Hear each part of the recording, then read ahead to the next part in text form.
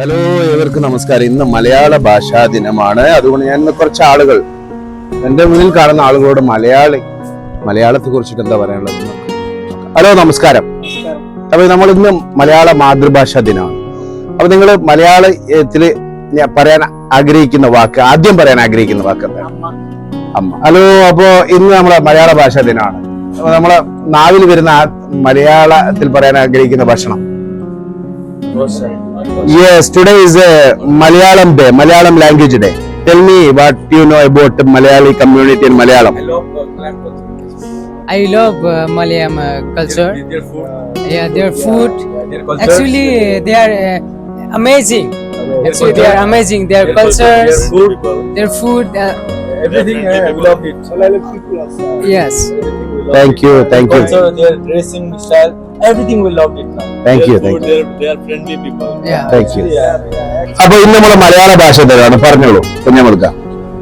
മലയാള ഭാഷ പൊതുവെ നമ്മൾ എന്താണ് ഇഷ്ടപ്പെടുന്ന ഭാഷയാണ്. പക്ഷെ മലയാളികളിൽ പലരും മലയാള ഭാഷയെ എന്താണ് ഇഷ്ടപ്പെടാത്ത അവസ്ഥ. കാരണം പുറം ലോകങ്ങളിൽ മലയാളം അത്ര എന്തല്ല സംസാരം എളുപ്പമല്ലാത്തത്. Okay. Thank you. Hello, Mr. Adwin. Good morning, sir. How are you? Good morning. Today is a Malayalam Day. So, Okay. what do you feel about Malayalis and Malayalam? Malayalam, I have some colleague in my company. This is good person. So this is good relationship with them, and their culture is we accepted from like me, like I am Filipino. This is good. It's fine.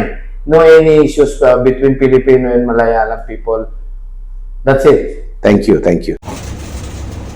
അപ്പോൾ മുരളിയേട്ടാ, ഇന്ന് നമ്മുടെ Malayalam day ആണ്.